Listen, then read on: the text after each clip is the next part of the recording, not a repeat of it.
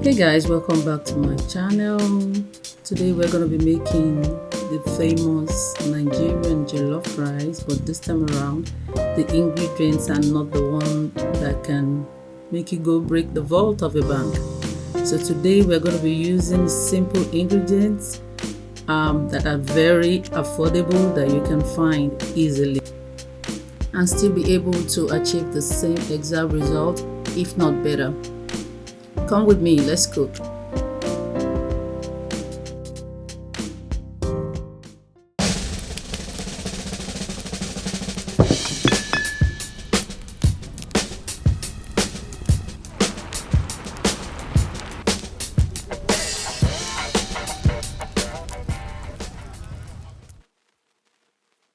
So guys, these are my simple ingredients. These are regular ingredients that most of us have in our kitchen.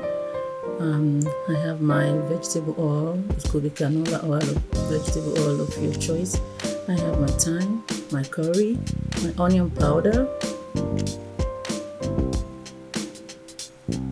I have my paprika. I have this all-purpose chicken seasoning. I have my spaghetti sauce and my tomato paste, salt to season, and of course I have my long grain boiled rice. Today I'm going to be using 3 of this measurements. Back home we call it derica. So today for this amount of rice I'm using 2 cans of tomato sauce and 2 cans of tomato paste. The slicing of your onion depends on your choice. You might want to dice it, you might want to do the ring style. It all depends, it's optional. And I'm going to repeat the same thing with the rest of the onion. Now I'm setting my pot on the stove. To that I'm going to be adding my vegetable oil. I'll let it heat up. To this oil I'm going to be adding my sliced onion and then my tomato paste, the 2 cans of tomato paste, and then I'm going to be frying it. If you want that smoky flavor that gives you that party jollof rice taste, you have to go this route. You can see I'm scratching the bottom of the pot just to get the burnt on. The caramel at the bottom of the pot is what is going to give it that smoky patty flavor that we all crave. I'm going to be frying this for about 10 minutes on medium heat. I keep stirring, making sure I scratch the bottom of the pot.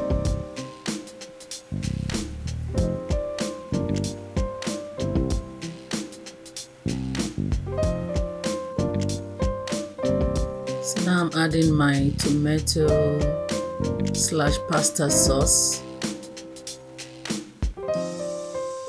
I use this pasta sauce to skip all the process of blending tomatoes, peppers, and all the rest of the ingredients that you think that is a must. It's not a must. There are easier ways these days to achieve same, maybe even better results.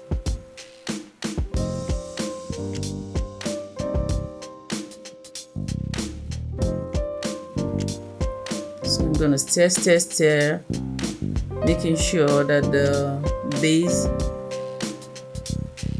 is well blended with my pasta sauce. So at this point we're going to let this cook for a while until it reduces in consistency. One of the reasons I prefer using this store-bought tomato sauce or pasta sauce is because it's already pre-cooked, it's been pre-seasoned, and it's got some herbs. As you can see, I only add 1 full kettle of water. 2 cans of tomato sauce, 2 cans of tomato paste,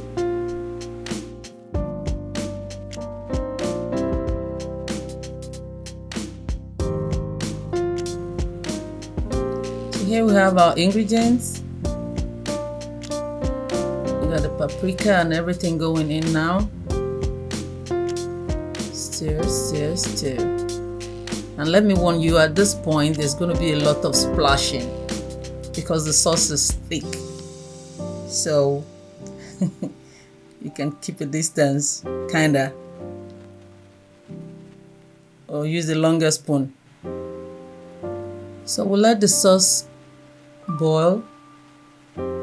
Usually I will cook it for another 5 minutes until it gets to this boiling point. In the meantime, behind the cameras, I have washed and drained my rice. So my rice is ready. The sauce is ready to take the rice. Here I'm adding my rice, already pre-washed and drained.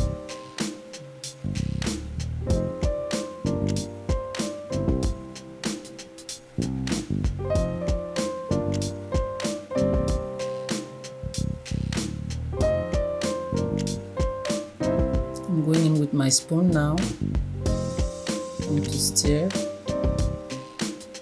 making sure that all the rice disperses.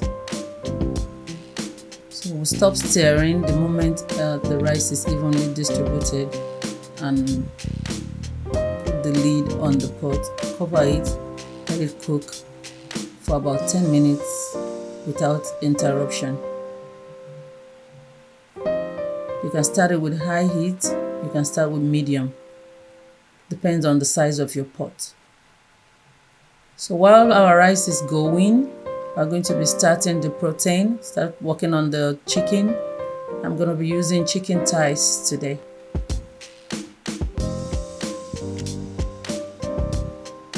My chicken is washed. I'm going to be adding my seasoning. I have my salt, curry and thyme, onion powder, garlic powder, paprika.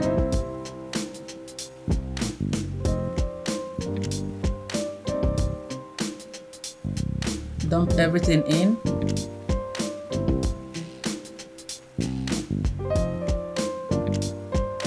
Add some oil.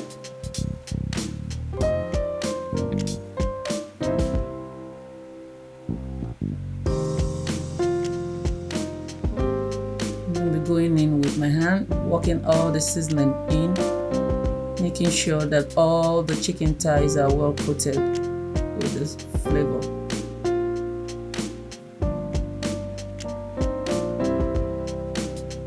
Here's the finished product. So I'm going to get my baking tray now. It's already oiled, well oiled, as you can see.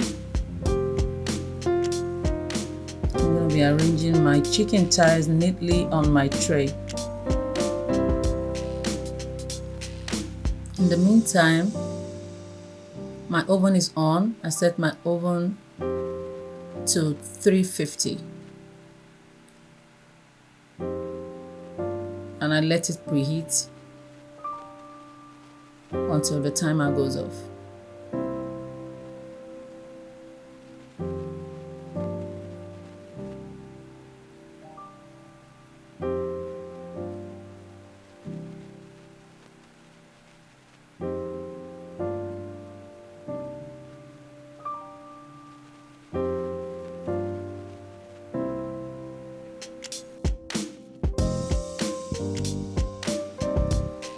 Now back to our rice. As you can see, all the liquid is almost sucked up into the rice. You can already see how beautiful our jollof rice is looking. Tell me how convenient this is.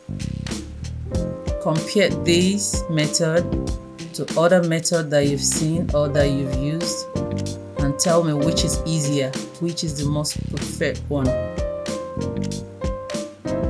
Just look at this beauty, the aroma. You need to be here right now. You just need to be here right now with your plate.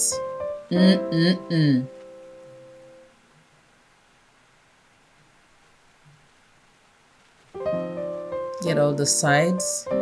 When you scrape all the sides, it's part of the flavor. Those burnt on at the edge of the pot, at the bottom of the pot. As you stir, make sure your spoon gets to the bottom of the pot and all around, getting that flavor, that patty flavor that we are looking for. I'm gonna go in with our margarine. That's optional.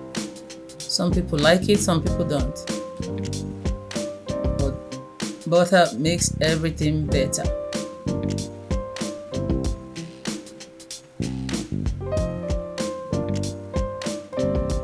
So let the butter melt by itself.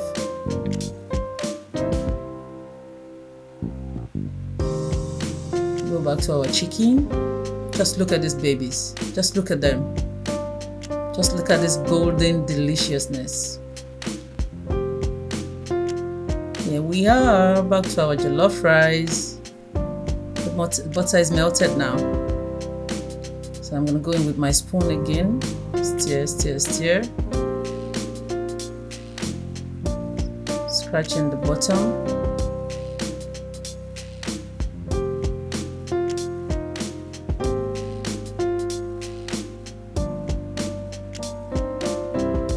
The more gentle you go in with your spoon, stirring your rice, the less starchy the rice is going to be.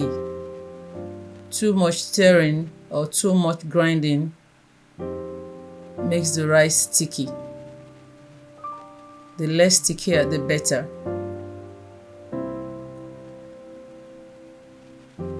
Making sure that my spoon go all around the pot.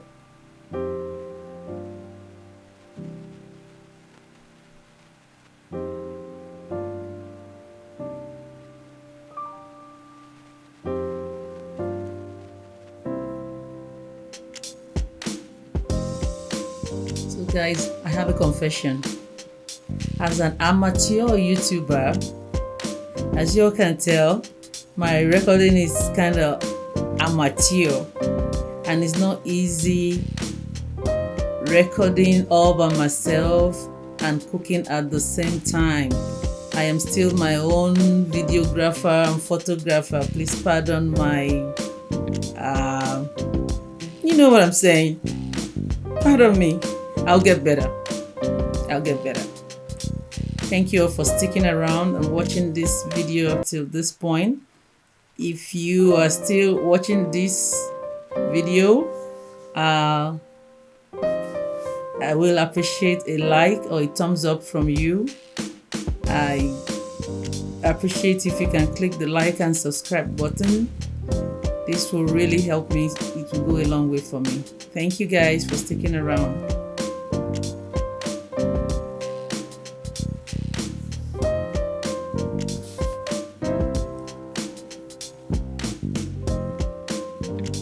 So behind the cameras, I already added extra onions.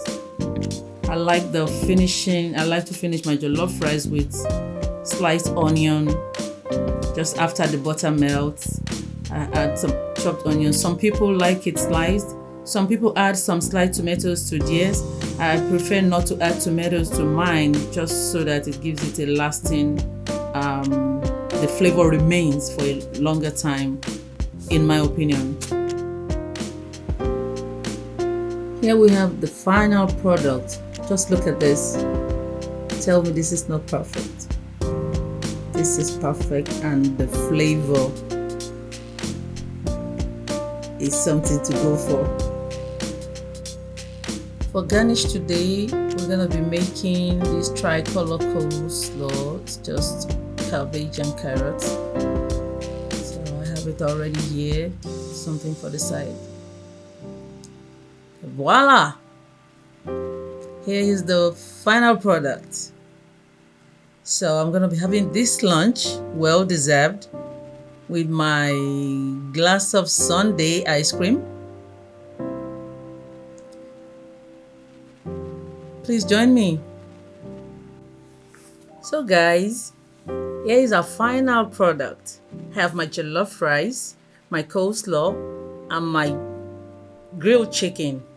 I'm going to be washing this down with a glass of iced water, and finally my chio flavor sundae ice cream with a topping of chocolate syrup.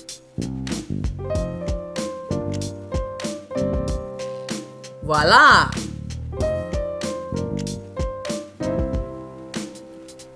Guys, thank you for sticking around till the end of this video. Please like and subscribe, and see you in the next one.